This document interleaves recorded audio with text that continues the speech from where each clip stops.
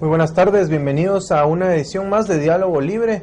Esta tarde nos acompaña un invitado especial, el doctor Alberto Torres Rivas, quien esta vez viene a hablarnos un poco sobre el Informe Nacional de Desarrollo Humano presentado recientemente por el Programa de Naciones Unidas para el Desarrollo, PNUD, y que se tituló Guatemala, un país de oportunidades para la juventud. Esta tarde, además del doctor Torres, nos acompaña el editor general de Noticias de Prensa Libre, licenciado Gerardo Jiménez, y pues les damos la más cordial bienvenida a ambos. Sobre todo pues le agradecemos al doctor la deferencia de aceptar nuestra invitación para acompañarnos en este diálogo. Con el mayor gusto, muchas gracias por la invitación, aquí estoy para servirles. Doctor, desde el mismo título de este informe reciente, pues queda la inquietud de las interrogantes que obviamente algo nos quieren decir, pero una primera inquietud que tenemos es ¿por qué se decide enfocar el informe de desarrollo humano sobre los jóvenes? Bueno, el tema de la juventud venía siendo mencionado desde hace mucho tiempo. Tal vez es bueno mencionar que las oficinas del PNUD de Panamá, de Honduras, creo que de Perú, habían ya hecho informes sobre la juventud con mucho éxito. Se celebra este año el Año Mundial de la Juventud, y el tema ha estado presente de distintas maneras que yo voy a indicar después, de modo que casi hubo coincidencia en la escogencia del tema. No es arbitraria, por supuesto. Hay un comité de selección integrado por académicos, personas de la sociedad civil, políticos a veces, y se escogió el tema de juventud como tal. Lo del título tal vez sería bueno que yo hiciera una breve reflexión, porque ese sí se discutió bastante. Primero, por la afirmativa, Guatemala, sociedad que excluye a los jóvenes. En Guatemala no hay exclusión para la juventud, etcétera. Preferimos mejor formularlo como pregunta, tal como aparece en el informe, que es Guatemala, país de oportunidades para la juventud. Esto obliga a leer algo del informe para que la respuesta salga de la información que ahí se ofrece. Doctor, tal vez es valioso que hagamos un marco general de qué país es el que reciben los jóvenes, qué país es el que están tomando los jóvenes, que pues según el informe los toma en cuenta desde los 14, 15 años hasta los 30, la población en ese margen. Fíjese que en la respuesta hay que hacer obligadamente una distinción. Cuando hablamos de jóvenes estamos hablando de una categoría abstracta, de una categoría demográfica. Joven, ¿por qué? Porque tiene de 13 a 25 años. Categoría biológica, demográfica. Pero en el interior de esa categoría hay grandes desigualdades y diferencias, al punto de que el joven campesino casi no alcanza a ser joven. Sale a trabajar al campo cuando tiene 8 o 9 años y a partir de ahí se incorpora como mano de obra, como fuerza de trabajo. No tuvo juventud. La juventud aparece en las clases medias o en sectores altos, en donde tiende a prolongarse la edad de la juventud. Se posponen por mucho tiempo la graduación, los estudios se ven seguidos de otros, etcétera, etcétera. De modo que cuando se intenta dar una respuesta, en el informe hablamos de estas categorías. No es el mismo país que el que recibe un joven que está en la universidad estudiando, al que puede eventualmente imaginar un joven delincuente, un marero o un campesino trabajando sin destino futuro, sin futuro alguno. De modo que entonces podría entrar a responder la pregunta diciendo en general que desgraciadamente la sociedad guatemalteca no está bien, que está cruzada por males de toda naturaleza. Hace un momento yo le decía en broma a usted que la mejor respuesta cuando le preguntan ¿cómo está Guatemala? Es decir, mire, en lo político mal, en la economía más o menos bien. Habría que hacer una disección de esta respuesta, pero yo le digo, el país es desigual para unos, mejor para otros. En general es un país injusto, con muchas desigualdades. Y ese es el país que le estamos entregando a la nueva generación. Y en ese sentido, ¿qué necesitan las nuevas generaciones para estar mejor y qué satisfactores puede ofrecer el mismo Estado y toda la sociedad en su conjunto? Bueno, esta es una respuesta complicada. Yo voy a tratar de decirla rápidamente en 3 aspectos. Primero es que el Estado es el instituto responsable en primer lugar. O sea, según se maneje el Estado, así serán las respuestas que se vayan encontrando. Luego aparece la propia sociedad, lo que se llama sociedad civil. Yo diría la sociedad donde aparece el mercado, que también tiene que ser modificado para que ayude a resolver los problemas sociales y ayude a los de la juventud.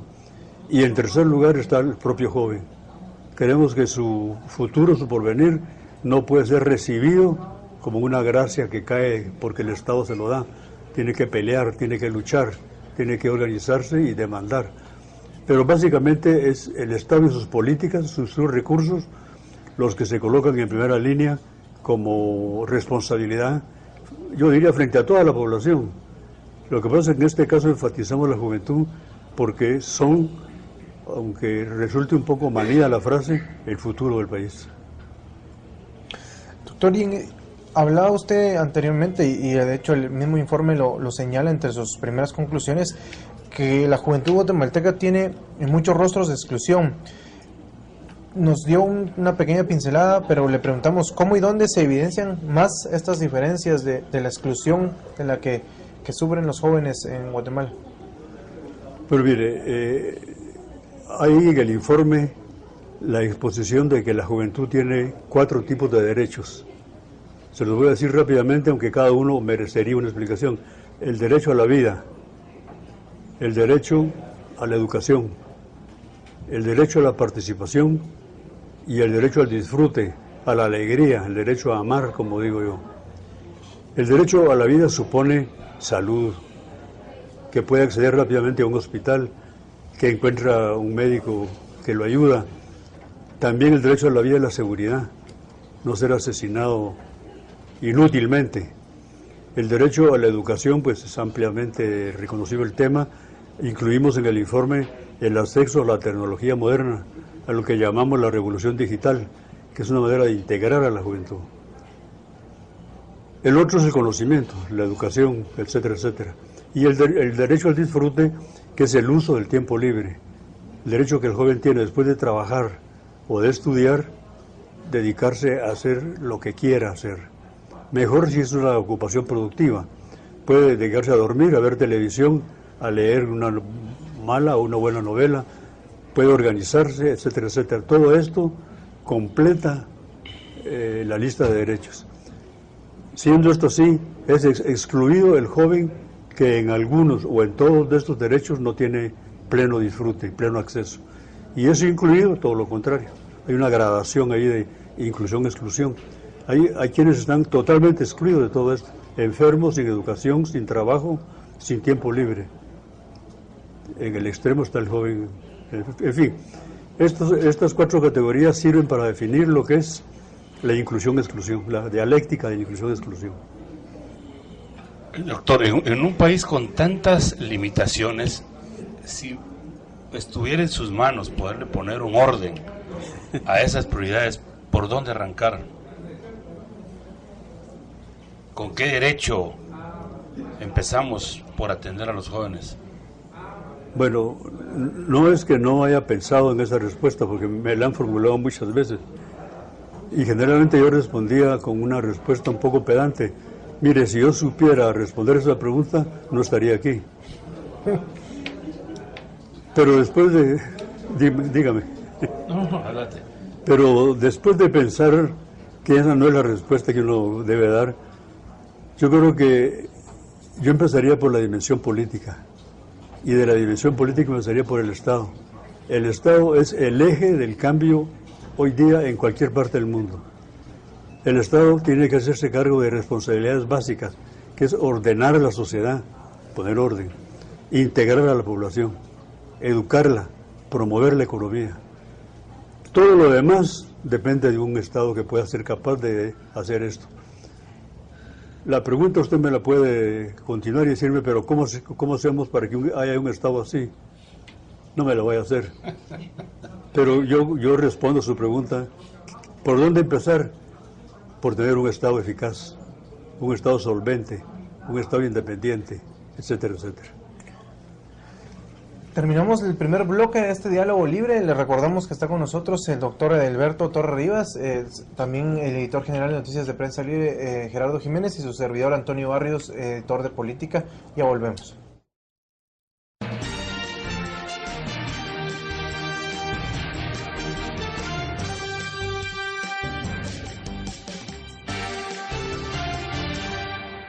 La vida es un privilegio que puedes disfrutar. Sácale provecho con tu tarjeta libre de Prensa Libre. Ahora con nueva imagen Platinum. Te da nuevos beneficios con la que ahorrarás en todo, menos en ser feliz. Nueva tarjeta libre. Un privilegio de suscribirse a Prensa Libre. Llamando al 1716.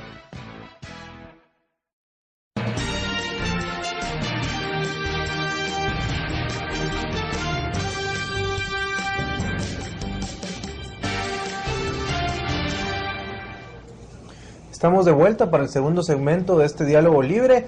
Estamos conversando con el doctor Edelberto Torres Rivas, asesor del Informe Nacional de Desarrollo Humano del PNUD, que esta vez tituló su informe Guatemala, un país de oportunidades para la juventud. Y de hecho es de ese importante tema del que estamos hablando y de este sector tan importante y que forma más o menos la tercera parte de la población del país. Doctor, la mayoría de los jóvenes carecen de las satisfacciones básicas para su desarrollo. Eso nos queda claro tanto en el informe como de lo que los mismos jóvenes expresan a través de diferentes ventanas. Pero, ¿qué es lo que está ocurriendo con estos jóvenes? ¿Por qué finalmente no logramos? Ya nos decía usted, el Estado pues no se ha comprometido de buena forma satisfacer esas necesidades de los jóvenes. Bueno, porque hay algunos de estos niveles de inclusión o de satisfacción que depende de que la sociedad o el Estado los produzca. Por ejemplo, el joven llega a los 7 años y tiene que ir a la escuela. Tiene que haber una oferta escolar. Tiene que tener la seguridad del padre de ese niño de que va a ser inscrito, va a ser bien atendido. Un joven que llega a los 18 o 19 años y termina el ciclo secundario debe tener la posibilidad, como posibilidad cierta, de que pueda acceder a la universidad. El acceso a la universidad a veces es problemático, porque tienen que trabajar, etcétera, etcétera. Lo que quiero decirle es que hay oportunidades que se van presentando gradualmente, a las que el joven tiene derecho. Hay unas que no existen. Tal vez después podemos hablar del tema de la educación, en donde hay bloqueos terribles, sistemáticos, como pocos países, en los que el joven se encuentra y no puede seguir. En fin, de eso podemos hablar para no adelantar temas. Pero, no, le decía, podríamos abordarlo, ya que usted tocó el tema de la educación, doctor. Esos bloqueos que ustedes analizan, ¿cuáles podrían ser? Bueno, son por lo menos de dos tipos. Uno es que no hay escuela. Y el otro es que, habiendo escuela como en el mundo rural, es tan mala la educación, tan deficiente toda la estructura. No es que los maestros sean malos, no es que el local esté sin techo, no es que los niños no estudien, es que ese conjunto de circunstancias hacen que la educación en Guatemala reproduzca la pobreza. El joven, en cualquier país normal, estudia y asciende socialmente. Se dice que es un vehículo de movilidad social. El joven que entra, por ejemplo, de 14, 15 años de la escuela secundaria y a los 24 va a la universidad, está ascendiendo. En la medida en que esto no ocurre, se reproduce la pobreza. Entonces la educación no solamente no educa, sino que reproduce desigualdades. Y eso es lo terrible. Eso está afortunadamente señalado estadísticamente en el informe, porque pareciera una afirmación política interesada, ¿eh? Estamos condenando a la sociedad por todo lo que... No, eso es así y está comprobado. Perdón, su pregunta tenía otra dimensión. ¿De cuáles eran el otro factor de bloqueo para estas...? Ah, claro. Bueno, el otro factor importante de bloqueo es la falta de trabajo. Lo ideal es que entre 15 y 24 años el joven estudie. Lo ideal es que después de los 24 años encuentre trabajo. Lo anormal, pero que puede ser aceptable, es que trabaje y estudie. Pero lo que es definitivamente negativo es que ni estudia ni trabaja. En algunos países les llaman los ninis en broma, ni trabajan ni estudian. Pero eso más que broma, es una realidad dramática, ¿verdad? Porque ahí no hay opción, ni trabajar ni estudiar. Y el trabajo pues es una oportunidad que el mercado ofrece. Aquí entra el Estado y entra el empresariado, la inversión productiva, el crecimiento de la economía, tiene que basarse en amplitud de reclutamiento de mano de obra calificada. O sea, el crecimiento está asociado al empleo, al trabajo. De modo que en la medida en que no lo haya o no tenga características incluyentes, el joven no va a encontrar trabajo. Pero sin duda, algunas de esas barreras tienen consecuencias mucho más dramáticas. Digamos, ustedes han de tener un buen perfil de los... Si partiéramos de 100 jóvenes que se integran, digamos, a cualquier modelo de nuestra sociedad, han de tener un perfil de para dónde va la mayoría, para dónde va determinado porcentaje. Pero una de las cosas tristes es de que de esos ninis, otra cara de la moneda es, muchos van a las pandillas, muchos pasan a integrar grupos de mareros. ¿Qué hacer ante esa realidad? Sí, ese tema está considerado con algún cuidado en el informe, utilizando lo que se llaman los factores de riesgo. Se consideran como factores de riesgo aquellas circunstancias o aquellas situaciones que pueden hacer del joven, que el joven se aparte de la vida normal, esperada, y que empiece a actuar de una manera anómica, como le llamamos.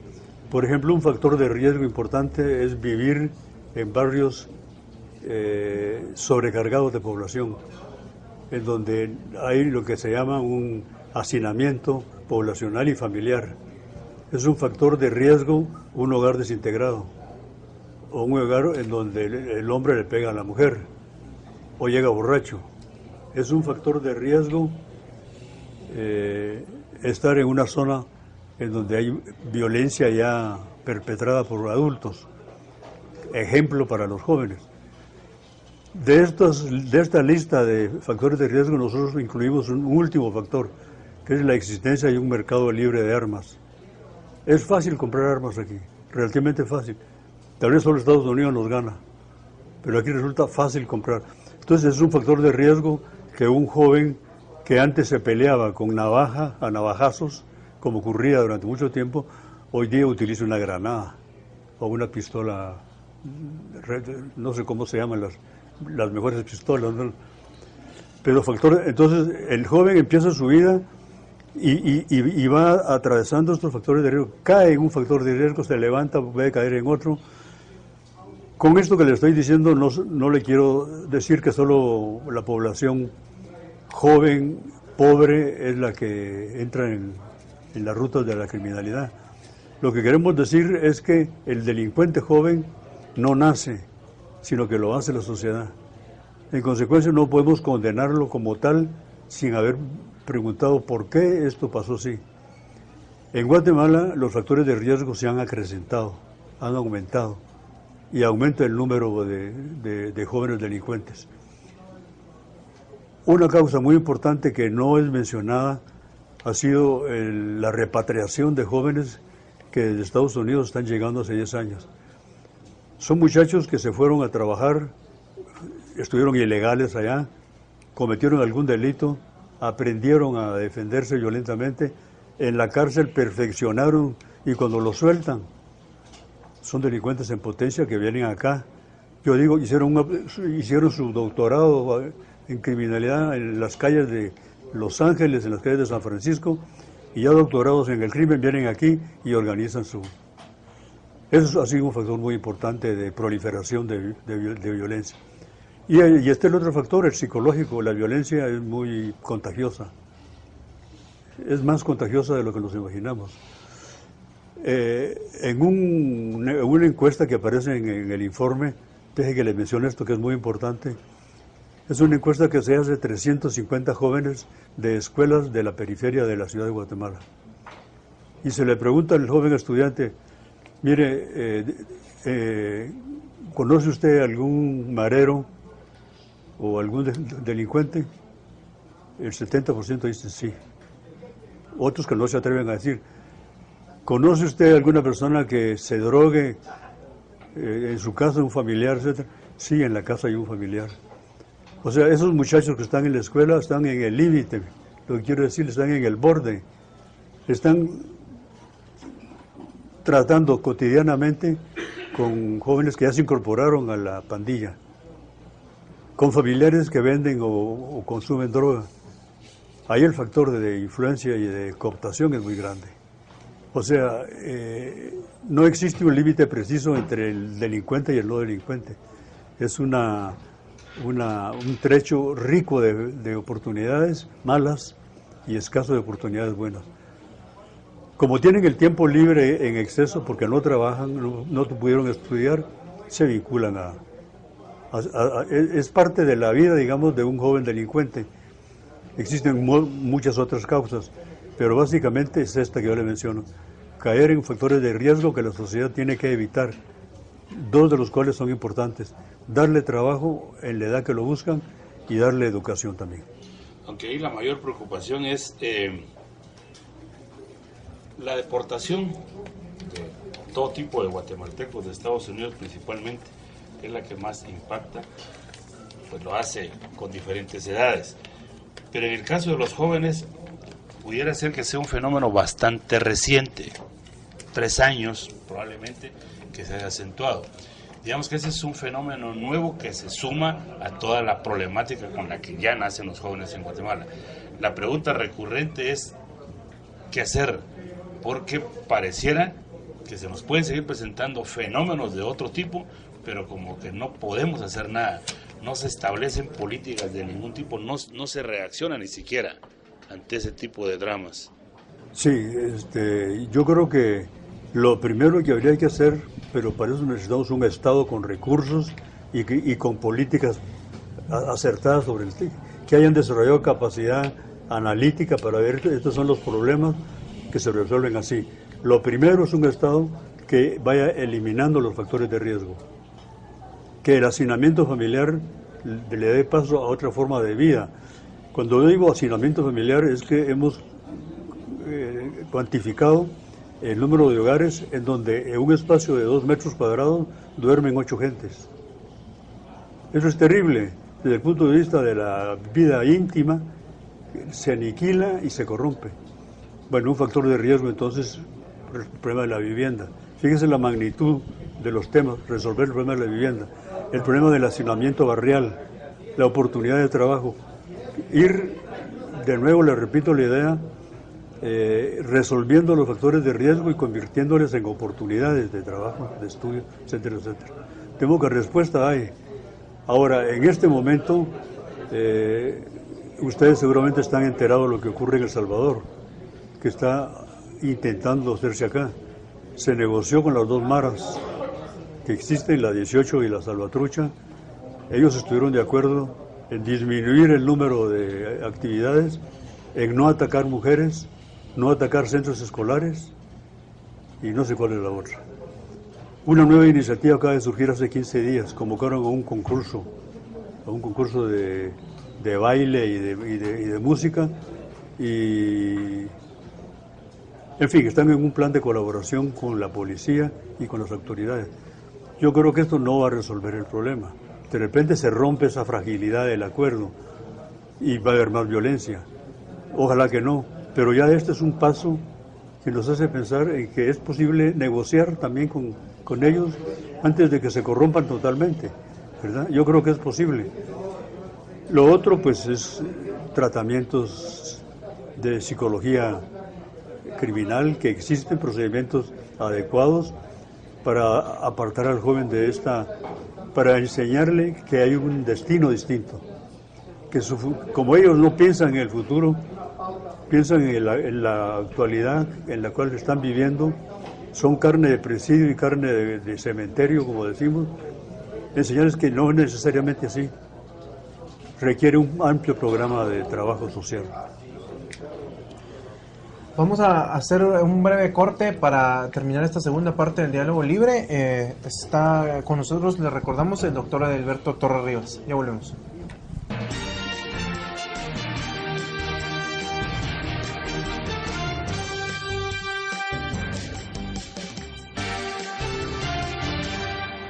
¿Eres ejemplo de respeto?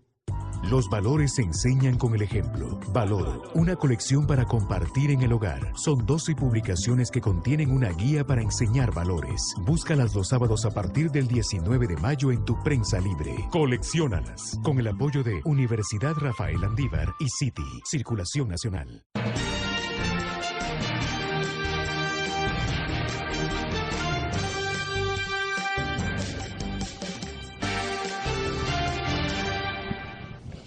Volvemos a esta tercera parte del diálogo libre. Le recordamos que está con nosotros el doctor Adalberto Torres Rivas, hablando sobre el Informe Nacional de Desarrollo Humano del PNUD, Guatemala, un país de oportunidades para la juventud.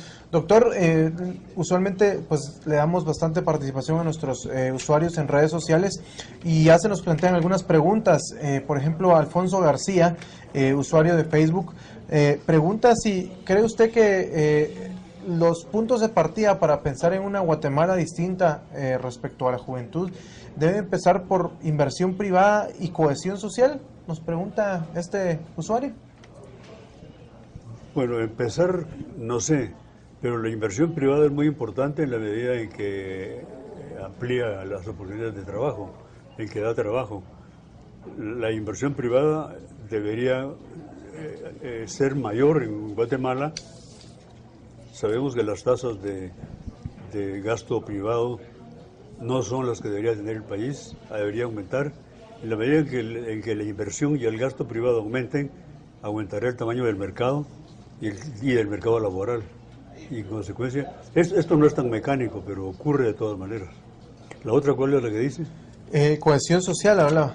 Bueno, la cohesión social es un resultado no el punto de partida. Esto va a dar como cohesión social, es el nivel en el que los derechos de las personas empiezan a quedar resueltos, parcial o totalmente.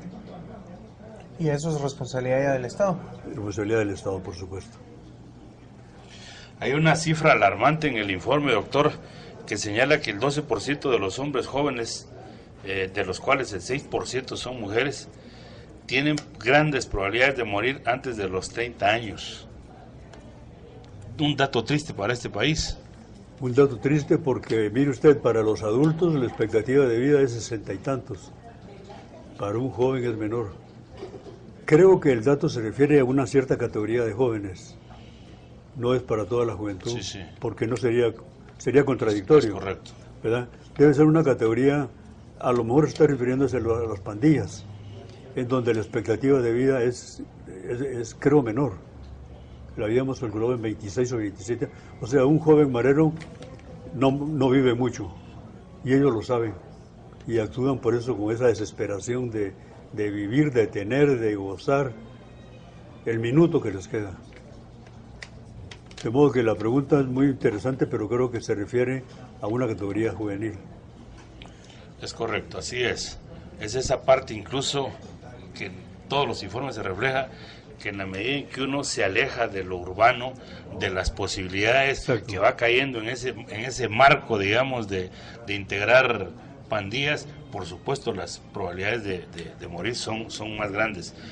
Pero igual, doctor, en el caso de los jóvenes también, se dice que un 53% de jóvenes comprendidos entre los 15 y los 24 años en edad de trabajar está ocupado, y de ellos solo el 14% tiene un empleo formal. Un país de pocas oportunidades en general. Fíjese que en efecto hay pocas oportunidades, pero las que existen están articuladas al sector informal de la economía. El sector informal ha sido definido con mucho cuidado como aquel sector en donde no hay productividad, en donde los que trabajan no tienen seguridad social, en donde el salario es bajo, etcétera, etcétera. La informalidad es el mundo de los mendigos también. La informalidad es el mundo de los pobres que no tienen nada ya que hacer, y que salen entonces a ofrecer chicles en una esquina para, yo no sé cómo pueden vivir con eso. El sector informal entonces es el sector que dramáticamente más va creciendo en Guatemala.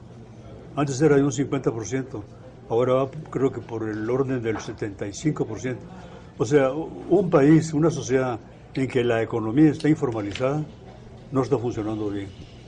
Y es ese tipo de trabajo el que acceden los jóvenes. La informalidad es una categoría muy amplia, ¿no? Pero termina con la idea de una pequeña empresa cuyas características son estas: una bajísima productividad, no hay incorporación tecnológica en un taller de 5 o 6 personas, no hay salario justo, no tienen seguro social, no tienen contratos, etcétera, etcétera. Viven entonces al margen de, por eso se llaman informales.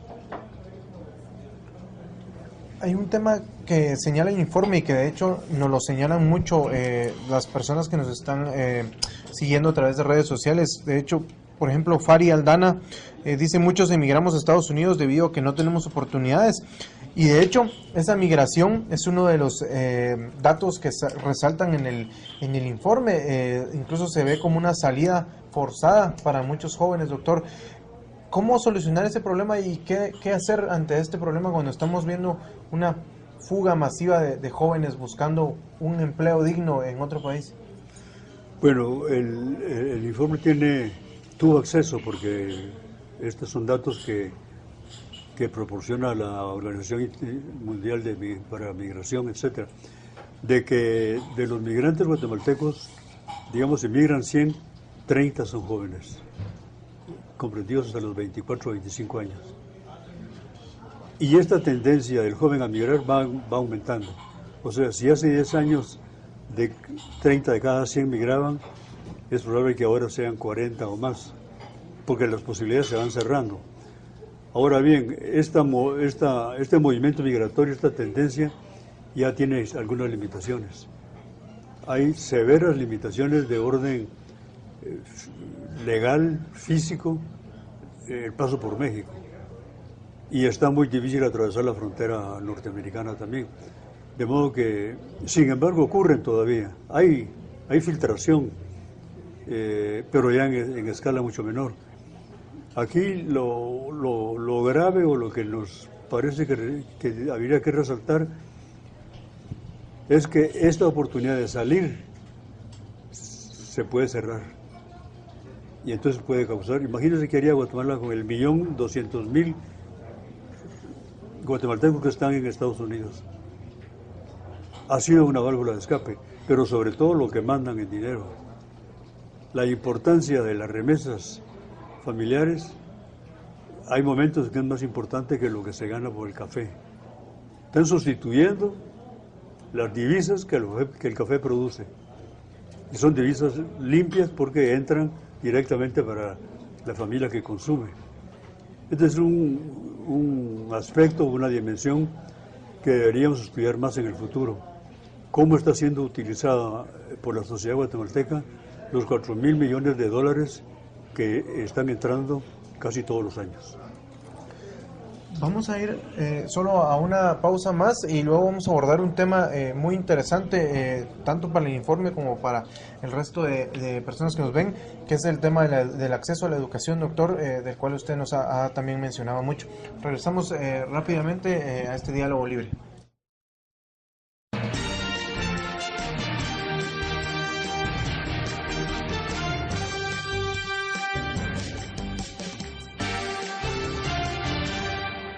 La vida es un privilegio que puedes disfrutar.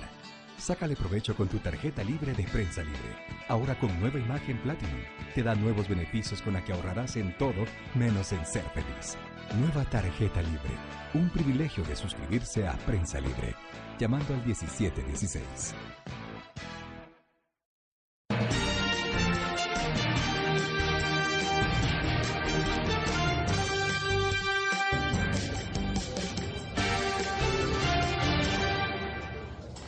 Regresamos a la parte final de este diálogo libre.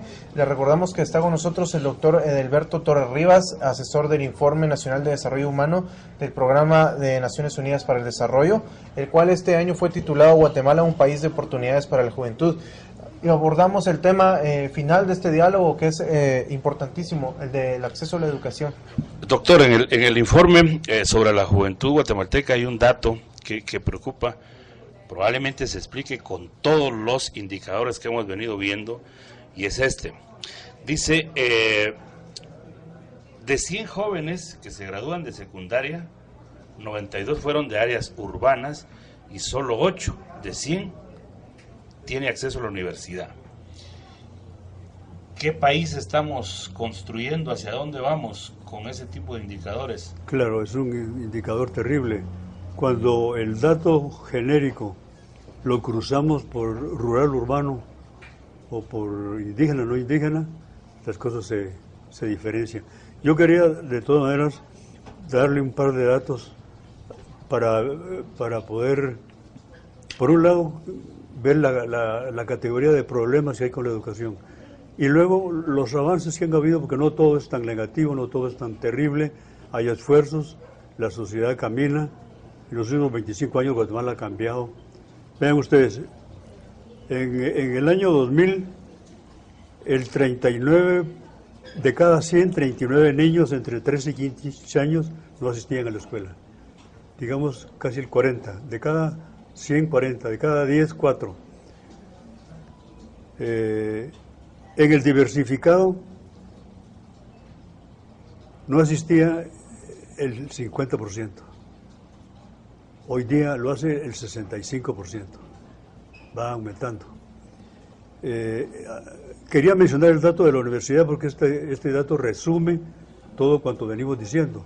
La universidad es el grado máximo de nivel de cultura de alcanzarse y revela la magnitud de los problemas que existen para alcanzarla. En el año 2000, en el año 2000 la tasa de inasistencia era del 83%. En el año 2011 bajó a 81%. Es decir, de cada 100 jóvenes guatemaltecos, 2 van a la universidad. Y este 2 no varió en los 2 años, se mantiene estático. Viene variando lentamente con el diversificado y con el básico, pero en el universitario se detiene. Repito el dato, la diferencia es un poquito más de 1, pero digamos, en 10 años la tasa de inasistencia, o sea, las dificultades para ir a la universidad, se mantuvieron y no mejoraron prácticamente. Yo quería señalar esto porque esto revela que algo está fallando, que hay un bloqueo ahí, y que ese bloqueo no solo es de orden social, sino que debe ser de orden cultural o político que habría que atender. En ese dato tan preocupante, yo no sé si ustedes lograron determinar en los estudios que hicieron para el informe, además, esos pocos que logran llegar a la universidad, ¿qué estudian? Bueno, el problema es todavía, estudian varias carreras, ¿verdad? Por lo general la carrera o la disciplina que más atrae hoy día es la de negocios, organización de negocios, lo relativo a los negocios, la economía, etcétera, etcétera. El derecho sigue atrayendo peligrosamente la atracción de los jóvenes. Un profesor que yo tuve en Chile cuando estudié allá decía que hay una correlación positiva entre el subdesarrollo y el número de abogados. Nosotros aquí, todas las universidades tienen carreras de abogados, de modo que estudian abogacía. Pero yo creo que el tema no es tanto lo que estudian, sino el grado de retención que tiene la universidad. Dada la magnitud, magnitud no es la palabra, dado el tamaño de estudiantes que están en la universidad, 200,000, en general la tasa de graduación debería ser X, y yo no la recuerdo. Está calculado para otras universidades. la tasa de graduación de San Carlos es muy baja. O sea, retiene estudiantes. Retener significa que por mil motivos no se gradúan. La tesis es un cuello de botella que paraliza probablemente el trabajo, probablemente la desidia también. Pero en todo caso, lo importante es que la tasa de graduación universitaria es muy baja.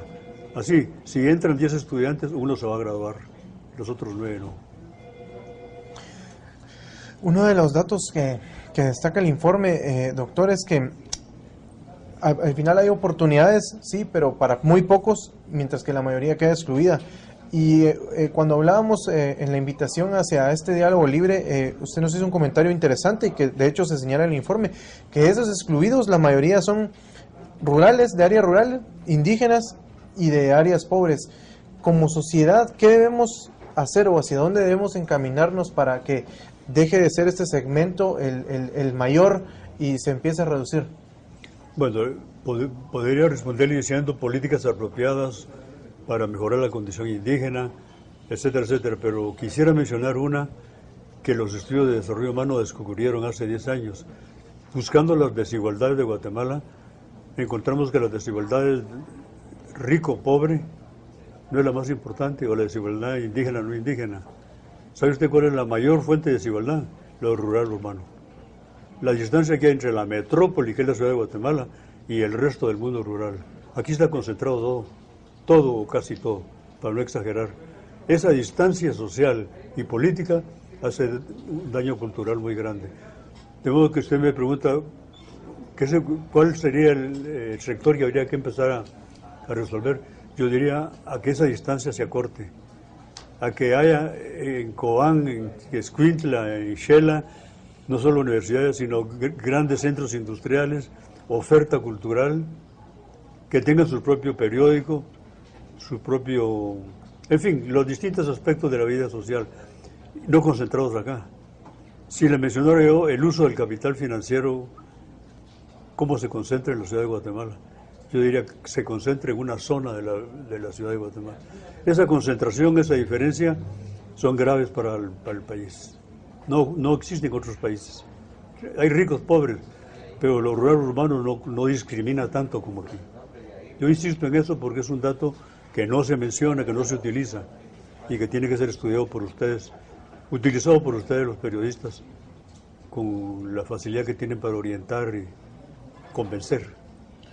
Una última inquietud, doctor, y es que cuando uno va viendo el recorrido de tanta barrera, de tanta desigualdad, igual debe contraponer del otro lado una percepción que es que pareciera que los gobiernos se van sucediendo, pero muy pocas veces logramos ver la implementación de políticas, de planes, de programas, de desarrollo, de mayor inclusión, o en todo caso, de acercar más el modelo urbano a lo rural. ¿Qué cosas, qué medidas, qué políticas deberían de implementar los gobernantes para que muchas de esas limitaciones y exclusiones se superen? Bueno, mire, de nuevo la respuesta genérica y fácil de decir es que haya crecimiento económico, que haya inversión productiva, pero también que haya políticas sociales dirigidas hacia eso. Yo creo que eso depende de la sensibilidad de los gobernantes. Ya no depende de los partidos políticos solamente, sino que los partidos estén dirigidos y el Estado esté dirigido por personas cuya sensibilidad social los lleva a pensar en que el país necesita tener respuesta en esas dimensiones. ¿Usted diría que sobre eso este país ha tenido modelos externos, presiones externas, para que algunas cosas cambien o sean diferentes? ¿O debería tenerlas? Bueno, mire, el país no va a cambiar nunca por presiones externas. Después de las presiones que se han hecho por parte del Fondo Monetario, del Banco Mundial, de la CEPAL, etcétera, para que aumente la tasa de impuestos, ya lo único que queda es que vengan pistola en mano a cobrarlo. Ningún factor externo nos va a ayudar, es la sensibilidad interna frente a lo externo, también frente a los modelos, un modelo como Chile, como Uruguay, como Costa Rica, que nos sirvan de buen ejemplo, no solo para enojarnos, sino que sirvan de buen ejemplo. Que alguna vez nos parezcamos a Costa Rica y que alguna vez le ganemos el fútbol, digo yo.